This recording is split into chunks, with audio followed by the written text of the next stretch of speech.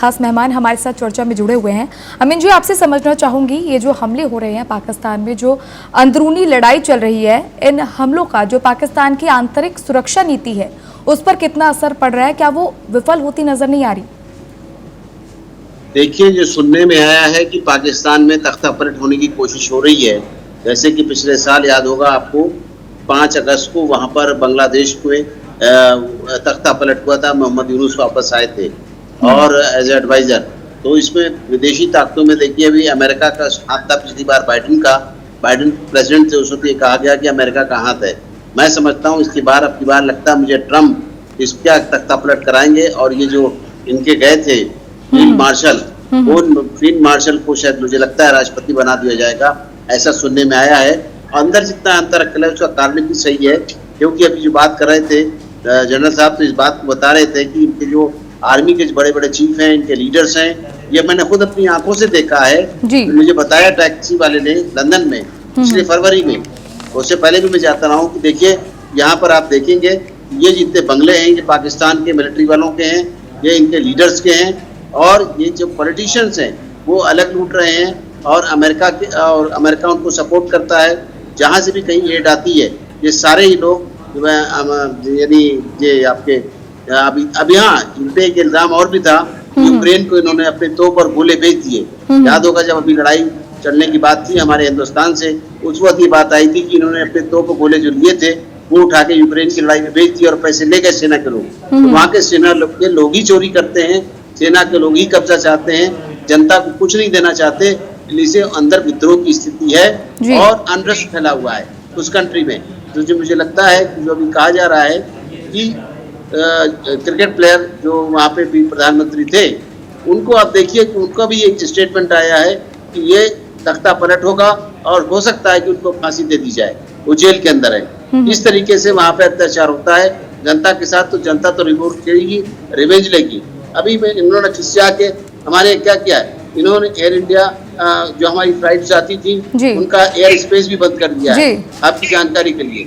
और air space बंद कर देने से इससे पहले भी इन्होंने पहले स्पेस बंद किया था और 7-8 महीने इन्होंने एयर स्पेस दूसरा क्या था, इसलिए बंद किया था इन्होंने कि वहाँ पर इनके ऊपर हमारी जो स्ट्राइक हुई थी बालाकोट की 19 में, इसलिए इन्होंने बंद किया था एयर स्पेस 6-7 महीने के लिए। और अभी भी इन्होंने कहा है कि हम 24 अगस्त के लिए तक अपना स्पेस पाकिस्तान का बंद रखेंगे। इसमें हमारी फ्लाइटें हैं, ये फ्लाइटें जो डायरेक्ट जाती हैं यहाँ से लंदन, यहाँ से कनाडा, इन फ्लाइटों को डाइवर्ट होकर जाना पड़ेगा सऊदी अरेबियन सी से होके, फिर सेंट्रल एशिया में जाती हैं, तुर्कमेनिस्तान में और तजाकिस्तान वगैरह में, वहाँ भी इनको डाइवर्ट करना पड़ेगा फ्लाइट को, उसी जगह से होकर जाएंगी। और मैं समझता हूँ कि 800 फ्लाइट्स पर वीक जो है हमारी डाइवर्ट होंगी, उससे 8 से 12% जो है फ्यूल एक्स्ट्रा खर्च होगा, उसमें हमारे पैसेंजर को टाइम भी ज़्यादा लगेगा, फ्लाइट ऑपरेशन में प्रॉब्लम आएगी, कॉस्ट पड़ेगी। तो इस तरीके से है, ये उल्टे सीधे अपने स्टेप लेते रहते हैं और अपने देश के अंदर कोई सुधार नहीं ला सकते, इनके यहाँ कोई आलपिल भी नहीं बनती है। जी, यानी ये साफ तौर पर देखा भी जा सकता है। जी सर। जी भूषण दीवान जी, आपसे समझना चाहूँगी, जिस तरह अमीन जी ने भी अभी जिक्र किया कि जिस तरह पाकिस्तान ने अपना एयर स्पेस बंद कर दिया है, TRF का जिस तरह प्रतिबंधित कर दिया गया, तो कहीं ना कहीं पाकिस्तान को एक बार फिर से खौफ सता रहा है, डर सता रहा है कि भारत एक बार फिर से ऑपरेशन सिंदूर लॉन्च करके कोई बड़ी कार्रवाई कर सकता है। इसी की बौखलाहट है ना कहीं उसने अपना एयर स्पेस बंद कर दिया। जी सर। कोमल जी, ये भी हो सकता है जो आप कह रही हैं, साथ में ये भी हो सकता है जी, चाइना से आर्मामेंट सप्लाई के कई सारे कार्गो प्लेन्स पाकिस्तान में लैंड हो रहे हैं। तो वो लैंड हो रहे हैं तो उनको भी वो अनइंटरप्टेड, उसमें तकलीफ बाधा ना आए उसके लिए भी है। और दूसरी बात, उनको आंकलन भी होगा भाई शायद दोबारा इंडिया अटैक ना करे। हालांकि ऑपरेशन सिंदूर तो कंटिन्यू है जी, अभी अभी ये खत्म नहीं हुआ है और मेरी समझ में जरूर इसका फेज 2 आएगा।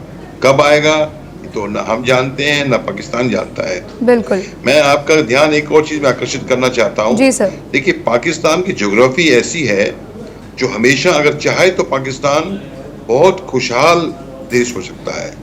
पर क्या हुआ है, जब रूस ने 78 में अटैक किया अफगानिस्तान पे, तो देखिए ये जो नॉर्दर्न हेमिस्फीयर अमेरिका, रशिया है, चाइना है, उन सबको वार्म वाटर पोर्ट्स चाहिए।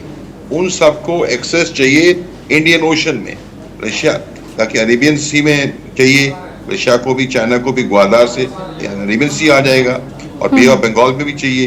तो वो एडवांस करने के लिए अफगानिस्तान पे अटैक किया रशिया ने 78 में, और 14 साल तक वो अटैक रहा, प्रेशर रहा पाकिस्तान में और अफगानिस्तान में।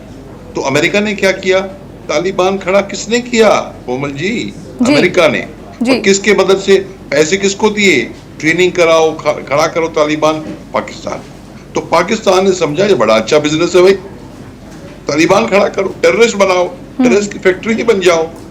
उस पैसे से अगर टेररिस्ट की फैक्ट्री तो बनाई होती इन्होंने, तो ये गैर जिम्मेदाराना व्यवहार जो किया, अगर जिम्मेदाराना व्यवहार ये करते तो जो भी काम उन्होंने करना था, पर वो पैसा अगर देश की तरक्की में लगाते, आवाम की तरक्की में लगाते, तो पाकिस्तान मजबूत होता जाता। वॉर खाली गोलियों से नहीं लड़ा जाता, वॉर की टोटल पावर का मतलब क्या है? इकोनॉमिक पावर हो, डेप्थ हो। डेप्थ मतलब वॉर अगर 10-15 लंबा चले आप खींच सकते हैं, दूसरों से भीख नहीं मांग रहे हैं, आप आपको कहते हैं कि टेररिस्ट ये कटोरा लेके घूम रहे हैं पाकिस्तानी। और जब 91 में खत्म हुआ, जब यूएसएसआर टूट गया, तब 2010 साल के बाद जब वो 2001 में जब 9/11 हुआ, उसके बाद अमेरिका ने क्या किया? टेररिस्ट अड्डे सारे तबाह करने, तालिबान उन्होंने खड़ा किया, उनको तबाह करने के लिए अफगानिस्तान पे अटैक कर दिया। अफगानिस्तान में जब अटैक किया, फिर पाकिस्तान की मदद ली। आपने सुना होगा जनरल मुशर्रफ कहा करते थे हम सपोर्ट कर रहे हैं तालिबान को, there is good Taliban, there is bad Taliban. तो इनको चस लग गई पाकिस्तान के हुक्मरानों को कि टेररिज्म की फैक्ट्री बनाओ। अब जानते हैं दुनिया में मशहूर है टेररिज्म को एक्सपोर्ट करने वाला एक ही देश है पाकिस्तान। कहा जाता है जब आप सांप पालते हैं ना, सांप तो सांप दूसरे को भी काट सकता है, आपको भी काट सकता है। अब 20-30 हजार टेररिस्ट घूम रहे हैं वहां पे, उनको कैसे कंट्रोल करेंगे? और शायद कहीं ना कहीं इसी का जीता जागता उदाहरण जो बलूचिस्तान में देखा जा रहा है वो है। अमीन जी, आपसे समझना चाहूंगी, जिस तरह आपने भी जिक्र किया कि एयर स्पेस बंद कर दिया गया, कहीं ना कहीं जो पाकिस्तान को कोई खौफ सता रहा है, इसके साथ ही कहीं ना कहीं वो भी कोई बड़ी प्लानिंग करता हुआ इस दौरान नजर आ सकता है। इसके साथ ही आपसे ये भी समझना चाहूंगी, क्या पाकिस्तान को ये समझने की जरूरत नहीं है कि उसके लिए अभी सबसे ज्यादा खतरा उसका आंतरिक कलह है, ना कि बाहरी तंत्र? तो इसीलिए तकलीफ पड़ी हुई है कि उनके अंदर जो मैंने बताया कि जो चीजें उनके लिए पाकिस्तान के लिए बाहर से भी आती हैं, उसको भी वहाँ के लोग खा जाते हैं, और वहाँ पर उनको अंदर सता ही रहा है इस बात का। और इसीलिए उन्होंने हमारी जो है एयर स्पेस को बंद कर दिया, और ये कर दिया 24 अगस्त तक के लिए, 25 में। क्यों? कारण क्या है कि इसमें उनको पता है इस बात का कि अगर ये घबराए हुए इसलिए हैं कि पिछली बार जो बालाकोट स्ट्राइक हुआ था, तो अभी जो टेंशन बना हुआ है, उसी टेंशन इसलिए बना है पहलगाम की वजह से। पहलगाम का अभी तक मसला हल नहीं हुआ, और उसमें टीआरएस की बात हुई है, जिसको कि टीआरएस को जो है यूके ने भी बैन कर दिया है, और बलूचिस्तान को भी यूके ने बैन किया है, और अमेरिका ने भी बैन किया हुआ है। इसीलिए बलूचिस्तान को बैन किया हुआ है।